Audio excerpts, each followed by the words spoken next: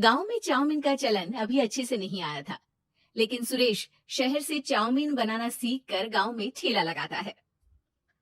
अरे ये केचुआ है क्या भैया? कैसे खाया जाता है?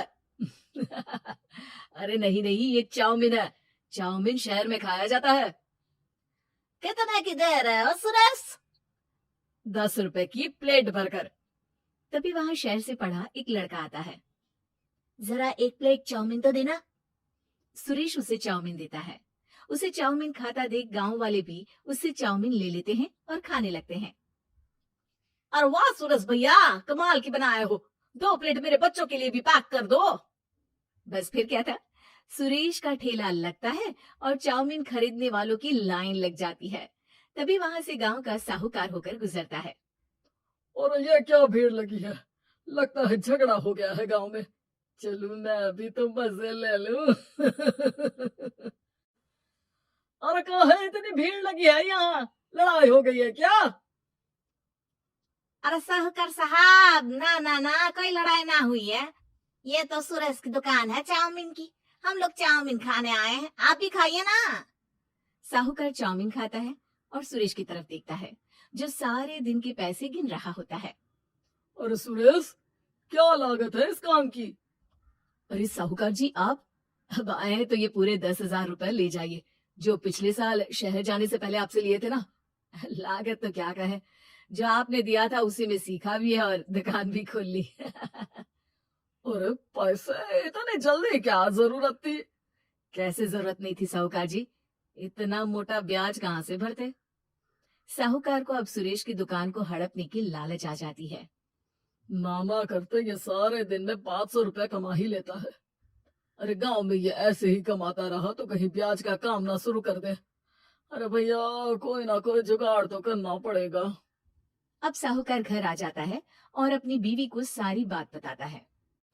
हाँ जी, ये तो मैंने भी सुना है कि सुरेश के हाथ की चाउमीन नहीं खाई तो कुछ नहीं खाया। अरे हाँ हाँ, सही ही कहते हैं। मैं भी खा कर ही आ रहा हूँ।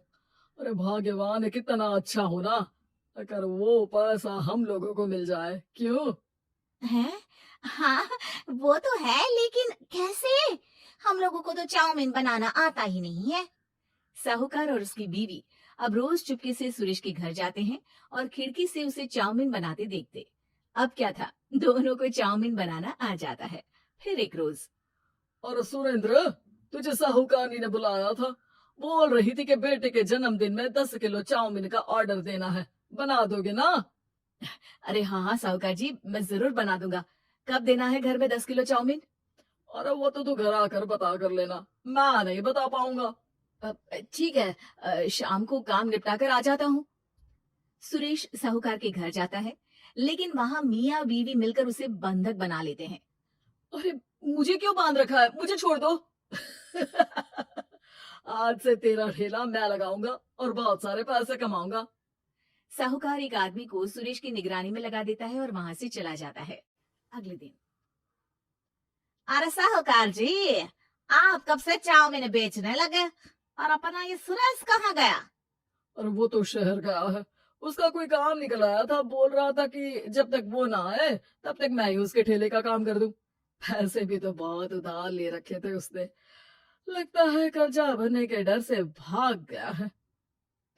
अरे पर वो तो बोल रहा था कि उसने सारा कर्जा उतार दिया है।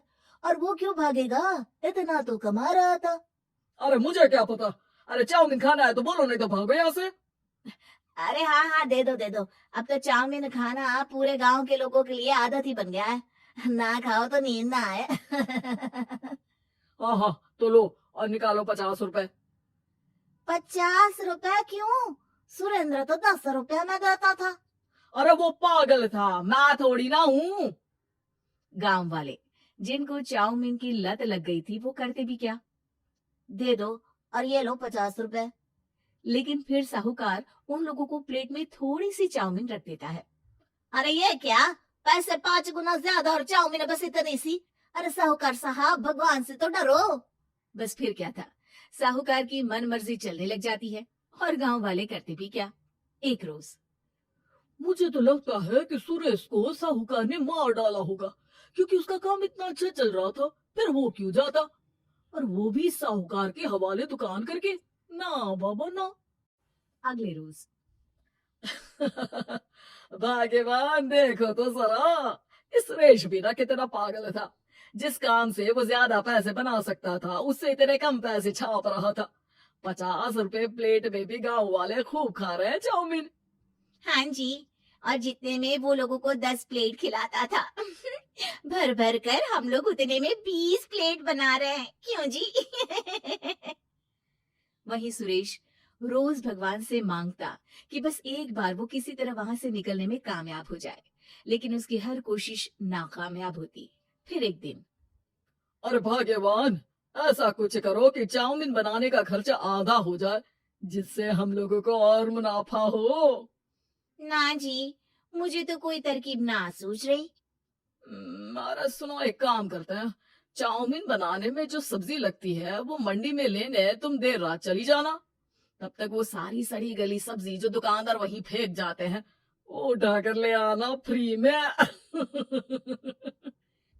अरे वाह जी वाह, आप तो बहुत समझदार हैं जी। बीवी वैसा ही करती है, लेकिन अब लोग चाउमीन खाते तो मुंह बनाकर।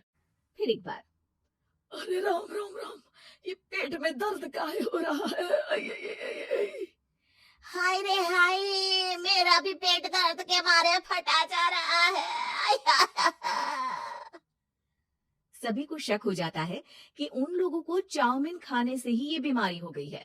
वहीं दूसरी तरफ जो आदमी सुरेश की निगरानी कर रहा था वो सो रहा होता है और मौका देखकर सुरेश वहां से भाग जाता है। सुरेश गांव वालों के पास जाकर उन्हें सब कुछ बता देता है। बस अब क्या था, साहूकार के घर पुलिस पहुंच जाती है। चलो, तुमने गांव के लोगों को खराब सब्जी वाली चाउमीन खिलाकर बीमार किया और सुरेश को बंधक बनाया। तुम्हें इसीलिए हम गिरफ्तार कर रहे हैं। साहूकार को पुलिस ले जाती है और फिर अगले दिन से सुरेश का ठेला गांव के बाजार में लग जाता है, जहां अब पहले से ज्यादा भीड़ होती है।